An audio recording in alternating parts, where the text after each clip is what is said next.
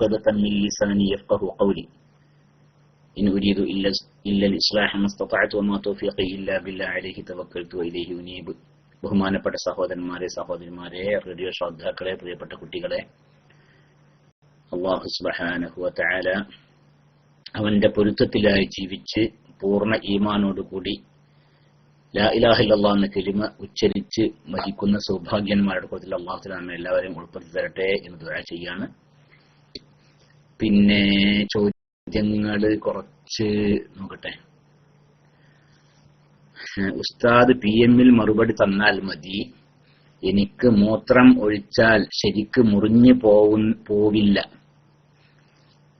ചിലപ്പോൾ 5 മിനിറ്റ് മുതൽ 10 മിനിറ്റ് വരെ അല്പം വന്നു പോയിക്കൊണ്ടിരിക്കും. അടിവസ്ത്രത്തിൽ ആവാതിരിക്കാൻ ടിഷ്യൂ പേപ്പർ വെക്കാറാണ് പതിവ്. മൂത്രമൊഴിച്ച് ക്ലിയർ ആവുന്നതിന്റെ മുമ്പായി പള്ളിയിൽ ജമാഅത്ത് തുടങ്ങിയാൽ അതിൽ കൂടുകയാണോ വേണ്ടത്, അതോ ക്ലിയർ ആവുന്നത് വരെ കാത്തിരിക്കുകയാണോ വേണ്ടത്? മൂത്രവാർച്ചക്കാരുടെ ഗണത്തിലാണോ ഇത് പെടുക? മൂത്രവാർച്ചക്കാരുടെ ഗണത്തിൽ പെടൂല. മൂത്രവാർച്ചക്കാരുടെ ഗണത്തിൽ പെടണമെങ്കിൽ 10 മിനിറ്റ് കഴിഞ്ഞാലും പിന്നെ ശരിയാവാൻ പാടില്ല. ഇത് മൂത്രമൊഴിച്ച് 10 മിനിറ്റ് കഴിഞ്ഞാൽ ശരിയാവുന്ന പറഞ്ഞത്. ഇത് മൂത്രവാർച്ചക്കാരാകുമ്പോഴേ എപ്പോഴും മൂത്രം കയറ്റിക്കൊണ്ടിരിക്കും. എപ്പോഴും ഇറ്റുക എന്ന് പറഞ്ഞാൽ ഒളു എടുത്ത് എത്ര പെട്ടെന്ന് നിസ്കരിക്കുകയാണെങ്കിലും ആ നിസ്കാരത്തിന് സലാം വിട്ടുന്നതിന്റെ മുമ്പായിട്ട് അവന് മൂത്രം ഇറ്റും. ഒരിക്കലും ഒളു എടുത്ത് പിന്നെ നിസ്കാരം കഴിയുന്നവരേക്ക് മൂത്രം ഇറ്റാത്തൊരവസ്ഥ ഉണ്ടാവുകയില്ല. അപ്പൊ എന്ന് വെച്ചാല് പൂർണ്ണമായ ഒളുവോട് കൂടി അവനൊരിക്കലും നിസ്കരിക്കാൻ സാധിക്കൂല. അങ്ങനത്തെ ഒരു വ്യക്തിയാണ് ആവണം. എന്നാലേ മൂത്രവാർച്ചക്കാരുടെ ഗണത്തിൽ പെടുള്ളൂ. ഇതല്ല അദ്ദേഹം പറഞ്ഞത്. ഇത് 10 മിനിറ്റ് മൂത്രമൊഴിച്ചിട്ട് 10 മിനിറ്റ് ഒക്കെ കാത്തിരിക്കുകയാണെങ്കിൽ 10 മിനിറ്റ് വരെയൊക്കെ മൂത്രടക്കം വെച്ചുകൊണ്ടിരിക്കും. 10 മിനിറ്റ് കഴിഞ്ഞാൽ പിന്നെ ക്ലിയർ ആവുന്ന, അപ്പൊ മൂത്രവാർച്ചക്കാരന്റെ ഹുക്കുമിൽ പെടുകയില്ല. പിന്നെ അയാള് ഈ ക്ലിയർ ആവുന്നതിന് മുമ്പായി പള്ളി ജമാഅത്ത് തുടങ്ങും. അപ്പോൾ ക്ലിയർ ആവാതെ പള്ളിത്തെ ജമാഅത്തിൽ പങ്കെടുക്കുകയാണോ വേണ്ടത്, അതല്ല ക്ലിയർ ആവുന്നവരെ കാത്തിരിക്കണോ വേണ്ടത്? അത് ക്ലിയർ ആവുന്നവരെ കാത്തിരിക്കണം. അവിടെ ജമാഅത്തല്ല വിഷയം. കാരണം പിന്നെ മൂത്രം വെച്ചിട്ട് പിന്നെ നമസ്കാരം സഹിയാവൂലല്ലോ. 10 മിനിറ്റ് പള്ളിത്തെ ജമാഅത്ത് കഴിയുന്നതിന്റെ മുമ്പായിട്ട് അവന്റെ ഈ മൂത്രം ഇറ്റല് ഒഴിവാവുകയില്ല. മൂത്രം ഇറ്റല് ഒഴിവായില്ലെങ്കിൽ ഒളു മുറിയും ചെയ്യും. അതിന് പുറമെ നജസും അല്ലേ, നജസ് മുന്നുകൊണ്ട് നിസ്കരിക്കാൻ പാടില്ല. ഒളു ഇല്ലാതെ നിസ്കരിക്കാൻ പറ്റുകയില്ല. അപ്പോ ജമാഅത്തിൽ പങ്കെടുക്കുകയല്ല വേണ്ടത്. പിന്നെ അല്പനേരം കാത്ത് ഇരിക്കുകയാണെങ്കിൽ മൂത്രയിറ്റലൊക്കെ കഴിഞ്ഞ് പൂർണ്ണമായും ശുദ്ധീകരിച്ച് പിന്നെ നല്ല രീതിയിൽ നിസ്കരിക്കാൻ സാധിക്കുമെങ്കിൽ അങ്ങനെ ചെയ്യാണ് വേണ്ടത്. അപ്പൊ അവിടെ ജമാഅത്ത് ആദ്യത്തെ ജമാഅത്തിൽ പറ്റുമെങ്കിൽ അത് ഒഴിവാക്കാവുന്നതാണെന്നല്ല, ഒഴിവാക്കണം. ആ നജസോട് കൂടി നിസ്കരിച്ചാൽ നിസ്കാരം സഹിയാവുകയില്ല. ഒന്നുമില്ലാതെ നിസ്കരിച്ചാൽ നിസ്കാരം സഹിയാവുകയില്ല. അള്ളാഹു സുബ്ഹാനഹു വ തആല നിങ്ങൾക്ക് പൂർണ്ണ ശിഫ എത്രയും വേഗം പ്രദാനം ചെയ്യട്ടെ. ആ രോഗം അള്ളാഹു തആല മാറ്റി തരട്ടെ വേഗം. ആമീൻ. സ്വല്ലല്ലാഹു അലൈഹി വസല്ലം മുഹമ്മദ്. പിന്നെ ഉസ്താദെ, സുന്നത്ത് നിസ്കരിക്കുമ്പോൾ ഒരാൾ വന്നു തുടർന്നാൽ ഇന്തിഖാലാത്തിന്റെ തക്ബീർ ഉറക്കെ പറയാമോന്ന്? ഇമാമിന്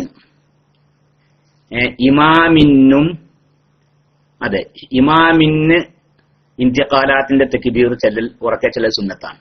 അത് ഏത് നിസ്കാരം നിസ്കരിക്കുന്നവനാണ് ശരിക്കും. അവൻ ഇമാമാണോ അവന് ഇന്തിഖാലാത്തിന്റെ തക്ബീർ ചെല്ലൽ ഉറക്കെയാക്കൽ സുന്നത്താണ്.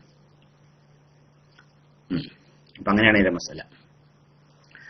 ഉസ്താദെ, PM-ൽ മറുപടി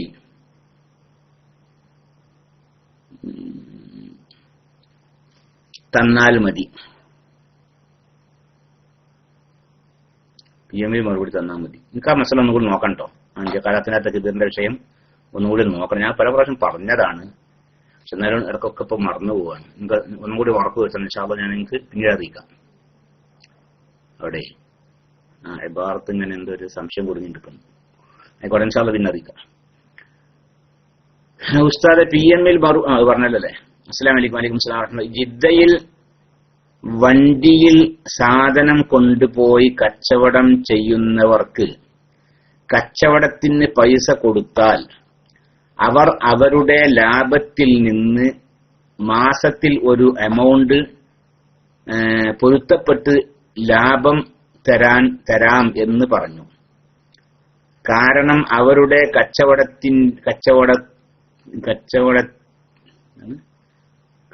കച്ചവടത്തിന് മാസത്തിൽ കണക്ക് നോക്കാനും കൂട്ടാനും പറ്റാത്ത അവസ്ഥയാണുള്ളത്. ഇത് സ്വീകരിക്കാൻ പറ്റുമോ? പറ്റില്ലെങ്കിൽ എങ്ങനെയാണ് ചെയ്യാൻ പറ്റുക എന്നാണ് ഇപ്പൊ ചോദ്യം. മാസത്തിൽ ഒരു കച്ചവടത്തിൽ നമ്മൾ പൈസ ഇറക്കി, ആ കച്ചവടത്തിൽ നമ്മൾ പിന്നെന്താണ് പങ്കുകാരാവണം, പാർട്ട്ണറാവുമ്പോ പിന്നെ അതിന്റെ ലാഭത്തിലും നഷ്ടത്തിലും ഇയാൾ പങ്കുകാരനായിരിക്കണം. ഒരു നിശ്ചിത ലാഭം എല്ലാ മാസവും എന്നുള്ളത് പറ്റുകയില്ല, അത് പലിശയാണ്, അങ്ങനെ ചേരാൻ പറ്റുകയില്ല. പിന്നെ എങ്ങനെ പറ്റുള്ളൂ? പിന്നെ മാസത്തെ കണക്കൂട്ടിക്കോളാം, അങ്ങനെയൊന്നുമില്ല. ഓരോ മാസം ഇങ്ങനെ കണക്കൂട്ടാണ്ട് അതിന്റെ ലാഭം വിധിക്കുക അങ്ങനെ വേണമെന്നൊന്നുമില്ല. എന്ത് ചെയ്താ മാസം നിശ്ചയ സംഖ്യ കൊടുക്കാം, അതുകൊണ്ട് വിരോധമില്ല. മാസം നിശ്ചയ സംഖ്യ കൊടുക്കുക, പിന്നീട് 6 മാസം കൂടുമ്പോഴോ 1 കൊല്ലം കൂടുമ്പോഴോ കണക്കൂട്ടുക. എന്നിട്ട് ഇയാൾക്ക് കൊടുത്തത് അധികമാണെങ്കിൽ ഇങ്ങോട്ട് വാങ്ങുക, ഇനി അതെല്ലാവർക്കും ഇനിയും അങ്ങോട്ട് കൊടുക്കാണ്ടെങ്കിൽ അങ്ങോട്ട് കൊടുക്കുക. അങ്ങനെ പറ്റൂ. അതല്ലാതെ കണക്ക് കൂട്ടാതെ ഒരു നിശ്ചയ സംഖ്യ എല്ലാ മാസവും ഇങ്ങനെ കൊടുക്കുക, അത് പറ്റുകയില്ല. അത് പലിശടപാടിൽ പങ്കുചേരലാണ്, അതിൽ ചേരാൻ പറ്റില്ല. പങ്കുകച്ചവടമാകുമ്പോൾ എന്താണ്, എല്ലാ പാർട്ട്ണർമാരും ഒരേ തോതിൽ പൈസ ഇറക്കിക്കോളാം, അങ്ങനൊന്നുമില്ല. കച്ചവടം നടത്തുന്ന ആൾ 1,00,000 റിയാലാണ്, അതേസമയം നിങ്ങൾ 10,000 റിയാലാണ് നിൽക്കുക.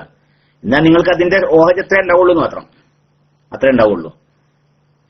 അയാൾ 90,000 റിയാലും അല്ലേ, നിങ്ങൾ 10,000 റിയാലും ആണെങ്കിൽ ആ കച്ചവടത്തിന്റെ 10% നിങ്ങൾ പങ്കുകാരനാണ്. അപ്പോൾ അതിന്റെ നഷ്ടത്തിലും ലാഭത്തിലും 10% നിങ്ങൾക്ക് ഉള്ളതാണ്. നഷ്ടപ്പെട്ട് നിൽക്കുക, എന്നാൽ ആ നഷ്ടത്തിന്റെ 10% നിങ്ങൾ വഹിക്കണം. ലാഭം കിട്ടി, എന്നാൽ ആ ലാഭത്തിന്റെ 10% നിങ്ങൾക്കുള്ളതാണ്. അപ്പൊ അത് പല സമയത്തും പല മാതിരിയായിരിക്കും ലാഭം നഷ്ടത്തെ. അപ്പൊ അതിലൊക്കെ നിങ്ങൾ അതിന്റെ ശതമാനം അനുസരിച്ച് നിങ്ങളും പങ്കുകാരനാവണം. അങ്ങനത്തെ കച്ചവടത്തിൽ പങ്കുചേരാനേ പറ്റുകയുള്ളൂ. അല്ലാതെ അയാൾക്ക് നഷ്ടപ്പെടട്ടെ, അയാൾക്ക് ലാഭം ഉണ്ടാവട്ടെ, നിങ്ങൾക്ക് എല്ലാ മാസവും നിശ്ചയ സംഖ്യ ഈ രീതിയിലാണെങ്കിൽ അത് പാടില്ലാത്തതാകുന്നു, അത് പലിശയാകുന്നു, ഹറാമാകുന്നു. പിന്നെ ഇങ്ങനെ ഞാൻ നേരത്തെ പറഞ്ഞല്ലോ, ഇങ്ങനെ പറ്റും. എല്ലാ മാസവും അയാൾ നിശ്ചയ സംഖ്യ നിങ്ങൾക്ക് തരുന്നു. പിന്നീട് എന്ത് ചെയ്യുന്നു, നിങ്ങൾക്ക് പിന്നെ ഒഴിവുണ്ടാകുന്ന സമയത്ത് 6 മാസം കൂടുമ്പോഴോ 1 കൊല്ലം കൂടുമ്പോഴോ ഒന്നാകെ ഒരു കണക്കെടുപ്പ് നടത്തുന്നു. ഇവരുടെ ലാഭവും നഷ്ടവും കണക്കൂട്ടുന്നു. അങ്ങനെ നിങ്ങൾക്ക് തന്നത് ഏറെയാണ് നിൽക്കുക. എല്ലാ മാസവും നിശ്ചയ സംഖ്യ തന്നുണ്ടല്ലോ, അത്ര തരേണ്ടതുണ്ടായിരുന്നില്ല എന്നാണ് കണക്കൂട്ടിയപ്പോൾ മനസ്സിലായത്. അപ്പോൾ നിങ്ങൾ എന്ത് ചെയ്യണം, നിങ്ങൾക്ക് ആദ്യം തന്നത് തിരിച്ചു കൊടുക്കണം. ഇനി അതല്ല, നിങ്ങൾക്ക് തന്നതിനേക്കാളും കൂടുതൽ തരാനും ഉണ്ട് കണക്കൂട്ടിയപ്പോൾ, അപ്പോൾ അയാൾ നിങ്ങൾക്ക് ഇങ്ങോട്ട് തരണം. ആ രീതിയിലാണ് തരക്കിടില്ല.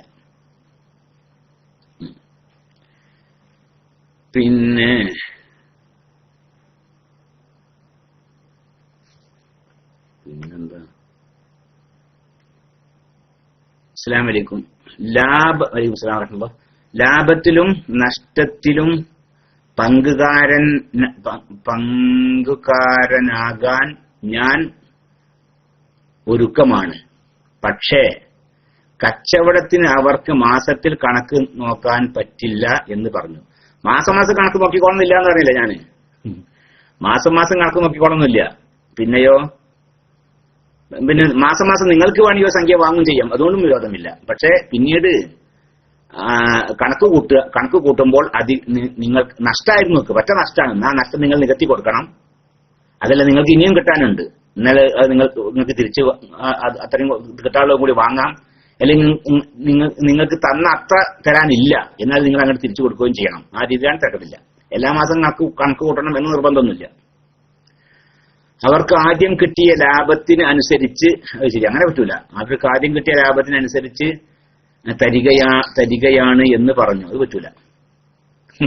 ആദ്യൊരു മാസം കണക്കൂട്ടി നിൽക്കുക, 1 മാസം കണക്കൂട്ടി, അപ്പോ ഇത്ര ലാഭം, ആ ലാഭം എല്ലാ മാസം ഇങ്ങനെ കൊടുക്കുക എന്ന്, അങ്ങനെ പറ്റൂല. ആ പിറ്റത്തെ മാസം അങ്ങനെ അല്ലെങ്കിലോ, ഇനി നഷ്ടമാണെങ്കിലോ അങ്ങനെ ഉണ്ടല്ലോ, അത് പറ്റൂല. അപ്പൊ ആദ്യത്തെ 1 മാസം കണക്ക് കൂട്ടി അതിന്റെ തോതനുസരിച്ച് എല്ലാ മാസവും എന്നുള്ള ആ രീതിയിൽ പറ്റുകയില്ല. അസ്സലാമു അലൈക്കും. വലൈക്കും സലാം വറഹ്മത്തുള്ളാഹി. എന്റെ വൈഫിന്റെ മാറിലുള്ള തടിപ്പ് എടുത്തു കളയാൻ നാട്ടിൽ പോകുന്നു. ഖൈറായ ഷിഫാക്ക് പ്രത്യേകം എല്ലാ മജ്ലിസിലും ദുആ ചെയ്യണം ഇൻഷാ അല്ലാഹ്. അല്ലാഹു സുബ്ഹാനഹു വ തആല അവർക്ക് എത്രയും വേഗം ശിഫ പ്രദാനം ചെയ്യട്ടെ. മാരകമായ രോഗങ്ങൾ തൊട്ടൊക്കെ കാത്തുരക്ഷിക്കട്ടെ. അതൊരു മാരകമായ രോഗം അല്ലാതെ വളരെ ലളിതമായ ഒരു രോഗം ആണെന്നുള്ള വിവരം നൽകിക്കൊണ്ട് നിങ്ങൾ അള്ളാഹു സന്തോഷിപ്പിക്കട്ടെ. അള്ളാഹു പൂർണ്ണ ശിഫ എത്രയും വേഗം പ്രദാനം ചെയ്യട്ടെ. അവർക്ക് സിഹത്തും ആഫിയത്തും അള്ളാഹുവിന്റെ ത്വാഅത്തിലായിക്കൊണ്ട് സിഹത്തോടു കൂടി ആഫിയത്തോടു കൂടിയുള്ള ദീർഘായുസ്സ് പ്രദാനം ചെയ്യുകയും ചെയ്യട്ടെ. ആമീൻ. വസല്ലല്ലാഹു അലാ സയ്യിദിനാ മുഹമ്മദ്. ഏതെങ്കിലും ഒരു മദ്ഹബിൽ സഹീഹാകുമോ? ഏതാണ്?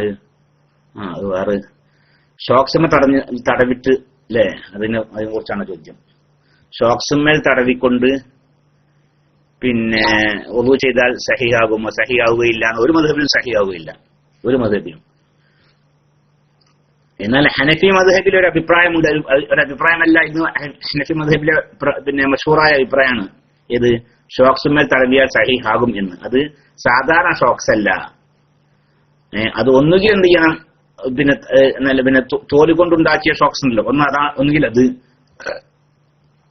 അതിന് തോല് കൊണ്ട് തന്നെ ആവണം എന്നൊന്നുമില്ല, ശീല കൊണ്ടോ മറ്റൊക്കെ ആവാം. പക്ഷെ അത് നല്ല കട്ടിയുള്ളതായിരിക്കണം. നല്ല കട്ടിയുള്ളതെന്ന് പറഞ്ഞാൽ ബഹുമാനപ്പെട്ട ഉലമാക്കൾ, ഹനഫി മദ്ഹബിലെ ഉലമാക്കളെ കുറിച്ച് പറഞ്ഞത് 4 കിലോമീറ്റർ ഒരു ഫർസഖ് അത് മാത്രം ധരിച്ച് നടന്നാലും അത് കീറാൻ പാടില്ല. അങ്ങനെയുള്ള ഒരു ഷോക്സ് ആണ് കീറാൻ പറ്റും. ജോറബന്നെ ഷോക്സ് കാണാല്ലേ. പക്ഷെ ഈ ജോറബ് എങ്ങനെ ആവണം? ഹുഫ തടവാനാണ് ഇസ്ലാം അംഗീകരിച്ചിട്ടുള്ളത്, ഹുഫ. എന്നാൽ ഹുഫയുടെ സ്ഥാനത്ത് ജോറബ് നിൽക്കുമോ എന്നാ നമ്മുടെ മദ്ഹബിലൊന്നും പറ്റൂല. നമ്മുടെ മദ്ഹബിൽ മാത്രമേ, മാലിക്കി മദ്ഹബിൽ, ഹംബലി മദ്ഹബിലൊന്നും പറ്റൂല. ഹുഫന്റെ മേലെ തടവാൻ പറ്റുള്ളൂ, അല്ല ജോറബിന്റെ മേലെ തടവാൻ പറ്റുകയില്ല എന്നാണ്. എന്നാൽ ഹനഫി മദ്ഹബിൽ ഒരു അഭിപ്രായം ഉണ്ട് എന്ന് മാത്രമല്ല, ആ അഭിപ്രായം ഹനഫി മദ്ഹബിൽ മഷ്ഹൂറുമാണ്. ജോറബിന്റെ മേൽ തടവാം. പക്ഷെ അത് ഏത് ജോറബല്ല, ഇന്ന് നമ്മൾ സാധാരണ കാണുന്ന ഷൂവിന്റെ ഉള്ളിലൊക്കെ ധരിക്കുന്ന കട്ടി കുറഞ്ഞ ജോറബ് ഉണ്ടല്ലോ, അതല്ല. പിന്നെ നല്ല കട്ടിയുള്ള ജോറബാണ്. ഷൂ ഇല്ലാതെ ആ ജോറബ് മാത്രം ഇട്ട് നടന്നാലും അത് കീറൂല. 4 കിലോമീറ്റർ നടന്നാലും കീറൂല നിൽക്കുക. അങ്ങനത്തെ ജോറബാണോ ഇപ്പോൾ ഉള്ളതല്ലല്ലോ. അപ്പൊ അത്ര കട്ടിയുള്ളതാണ് ഈ പറ്റുന്നതാണ് ഹനഫി മദ്ഹബിലെ അഭിപ്രായം. അസ്സലാമു അലൈക്കും. വലൈക്കും സലാം വറഹ്മത്തുള്ളാഹി. ഉസ്താദെ, ഞങ്ങളുടെ താമസ സ്ഥലത്ത് ബാത്റൂമിൽ മാത്രമേ വാഷ് ബേസിനും വുളു ചെയ്യാനുമുള്ള സംവിധാനം ഉള്ളൂ. ബാത്റൂമിൽ വുളു ചെയ്യാൻ പാടില്ല എന്ന് ഒരു പ്രഭാഷണത്തിൽ കേട്ടു. ബാത്റൂമിൽ നിന്ന് വുളു ഉണ്ടാക്കൽ ഹറാം ആണോ? ഇല്ല, ഹറാമൊന്നുമില്ല. ബുദ്ധിമുട്ടില്ലെങ്കിൽ PM മറുപടി തരുമോ? ബാത്റൂമിൽ വുളു ചെയ്യൽ ഹറാമെന്നല്ല. ബാത്റൂമിൽ മലമൂത്ര വിസർജനം ചെയ്യുന്ന സ്ഥലത്ത് വെച്ച് വുളു ചെയ്യൽ കറാഹത്താണ്. മലമൂത്ര വിസർജനം ചെയ്യുന്ന സ്ഥലം എന്ന് പറഞ്ഞാൽ ഇപ്പൊ മലമൂത്രം വിസർജനം ചെയ്യുന്ന ആ സ്ഥലം ഉണ്ടല്ലോ, ഒരു ബാത്റൂമാണ്. ആ ബാത്റൂമിൽ ക്ലോസറ്റ് ഉള്ള ആ സ്ഥലം, ആ ക്ലോസറ്റ് വെച്ച ആ സ്ഥലം, അവിടെ വെച്ച്, അതാണ് മലമൂത്ര വിസർജനത്തിന് ഉള്ള സ്ഥലം. അതാണ് അവിടെ വെച്ച് വുളു ചെയ്യുക, അത് കറാഹത്താണ്. അതേസമയത്ത് അവിടെ നിന്നില്ല, ബാത്റൂം ഒരു വലിയ ബാത്റൂമാണ്, അവിടെ നിന്ന് മാറി ആ ബാത്റൂമിന്റെ ക്ലോസറ്റിന്റെ അവിടെ നിന്ന് മാറിയിട്ട് പിന്നെ വുളു ചെയ്യാനും പിന്നെ മറ്റൊക്കെ വേറെ പൈപ്പൊക്കെ ഉണ്ട് നിൽക്കുക, എന്നാൽ അവിടെ വെച്ച് വുളു ചെയ്യുന്നത് കൊണ്ട് കറാഹത്തില്ല, വിരോധമില്ല. ഇനിയിപ്പോ അതല്ല, എങ്ങനെയാലും ഹറാം ഏതായാലും ഇല്ല. ഏത് ക്ലോസറ്റിന്റെ മേലെ ഇരുന്നിട്ടാണെങ്കിലും ശരി, എന്തില്ല, ഒരാൾ ഉണ്ടാക്കുക, എന്നാലും ഹറാമല്ല, അപ്പൊ കറാഹത്താണ്. അതേസമയത്ത് കൊണ്ട് മാറിക്കൊണ്ട് വേറെ പൈപ്പൊക്കെ ഉണ്ടെങ്കിൽ കറാഹത്തുമില്ല. അമുസ്ലിമായ ബിസിനസ് പറ്റും? അതൊക്കെ പറ്റും. മുസ്ലിമായി ബിസിനസ്സിൽ പങ്കുകാരനാകുക, അതുകൊണ്ട് വിരോധമൊന്നുമില്ല. സ്ത്രീ പ്രസവിക്കാതെ ഓപ്പറേഷനിലൂടെ കുട്ടിയെ പുറത്തെടുത്താൽ കുളി നിർബന്ധമാണോ? കുളി നിർബന്ധമാണ്. ഗർഭപാത്രത്തിൽ നിന്ന് കുട്ടി പൂർണ്ണമായും പുറത്തു പോന്നാൽ, അതാണ് നമ്മുടെ കിതാബിന്റെ യഥാർത്ഥം അങ്ങനെയാണ്. കുളി നിർബന്ധമാകും. എന്തുകൊണ്ട് നിർബന്ധമാകും? കുട്ടിയുടെ അവയവം പൂർണ്ണമായും ഗർഭപാത്രത്തിൽ നിന്ന് പുറത്തു പോരൽ കൊണ്ട്. അതെങ്ങനെ പോന്നാലും വേണ്ടില്ല, കുളി നിർബന്ധമാകും. പിന്നെ